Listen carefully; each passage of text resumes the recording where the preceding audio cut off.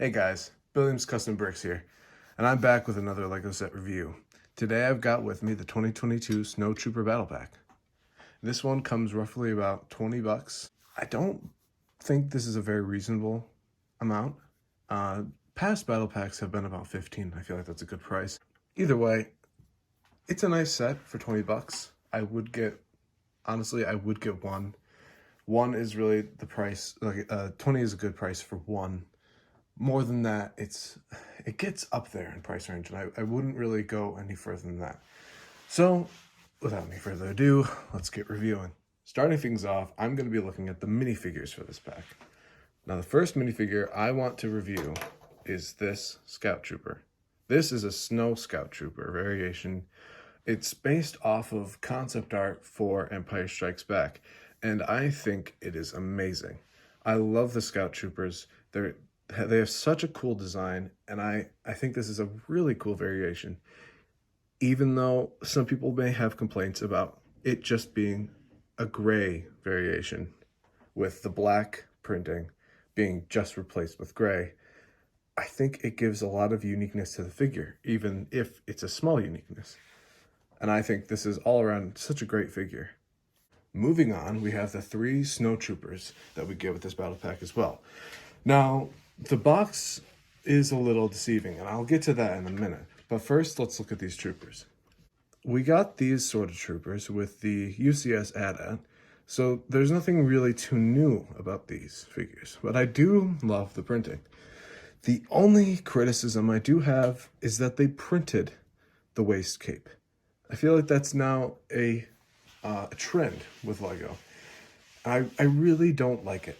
We got that with the Bad Batch figures, Echo, along with Boba Fett with the new Slave One, or Boba Fett Starship. I don't like that name. I don't think anyone does. It's a reoccurring trend. I don't like it. It doesn't have good implications for the future of figures. Now that we're done looking at the initial design of the outer figure, it's time to go under the hood and look at the heads. First off, we're going to look at this figure, which has a new printed head, which I like very much. I like that LEGO is doing this. It gives the Stormtroopers a lot of uniqueness to them. They're a different person each, and I love that. And it gives us all new heads to work with, which I love personally because I build a lot of customs, especially of figures, and these heads will definitely come in handy. The only thing is that they don't have a second print on the back of the head, but that's okay. We got a new print for each figure, and I think that is outstanding by LEGO. Now it's time to move on to the buildable part of these sets. The Speeder, E-Web, and Snowbank.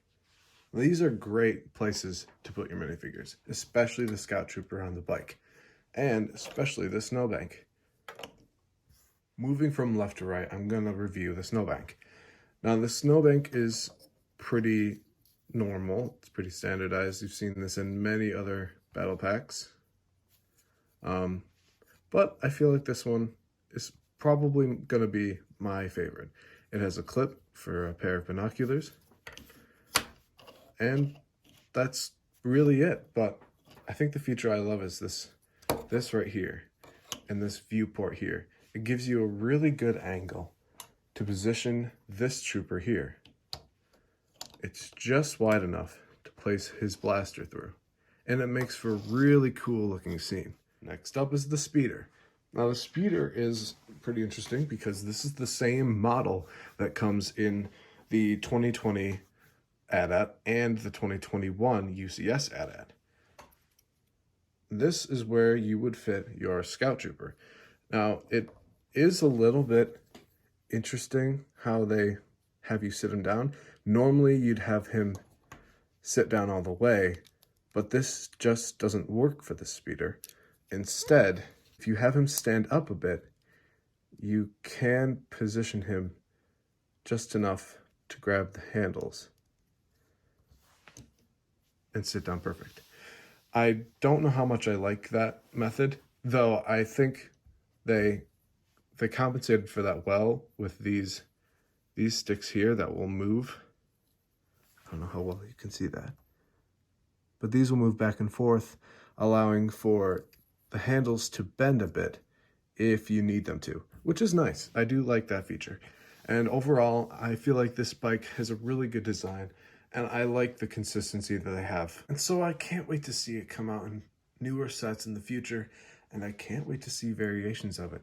Lego, please make an indoor version of this. It would be so cool, and I would buy it in a heartbeat.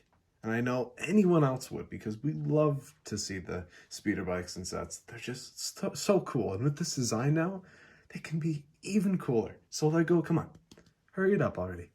The last part of the buildable part of this battle pack is the E-Web. Now, I'm a big fan of E-Webs as well. There is a difference with the 2020 E-Web, with this being just the cone piece instead of the BB-8 headpiece, and the addition of the new stud shooter. Now, I know I said in the previous video that I don't really like the stud shooters.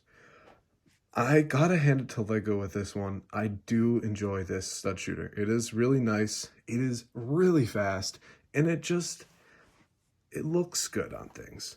This also has a minifigure version in the new Batman sets, and I think that is a really cool looking piece. Now, if we fire this, I'm not going to go pick this up, but you can see it is really fast. Okay, well, I guess I don't have to pick it up now. So it is a really nice new design, and it doesn't flail around, this gray part, unlike the previous stud shooters, where if you moved it in any direction, at any speed, the gray piece would click and it wouldn't sound nice. So this is definitely a very cool variation of the one we had from the 2020 AT-AT, and it is a pretty cool addition to the set. Now, lastly, I want to look at the box art. Now, before I said something about the minifigures, yes, the print for the box is a little misleading. At least it was for me. If you look down here, it does look like a very lighter or smaller red. Like it's a smaller dot, smaller print than it was for this one. And at first I thought, no, that's inconsistent. That's probably not the case. It does look like it was the case. It did look like it was the case for me, at least, because the print matched what I thought down here. So, I mean, at first I thought, okay, maybe you're getting a commander, and maybe the name is a misprint as well, or at least was the only misprint on the box. That was just me looking at things wrong. Lego has been consistent nowadays with misprinting things or misadvertising things. The Microfighter Razor Crest for one case. Now moving on to the side of the box, we see the new emblem introduced in the UCS AT-AT.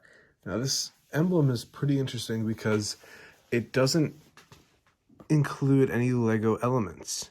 These are all real life looking elements, which I think is pretty interesting and pretty cool. It gives a cool uniqueness to these type of sets, especially the Hoth sets, and I can't wait to see variations of that as well. Now, one little thing I do like to do with these boxes is to see if this is the actual size, and if they got it right on the box. Let's see.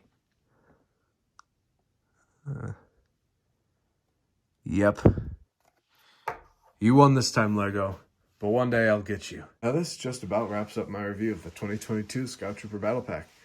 It was a lot of fun to build and a lot of fun to play around with, especially with that new Scout Trooper. But it all came at kind of a hefty price, and I feel like just buying one is a reasonable amount for that price. Now, if you enjoyed this video, blast that like button, subscribe if you're new to here, and hit that notification bell so you can be told when I make a new video. And I will see you.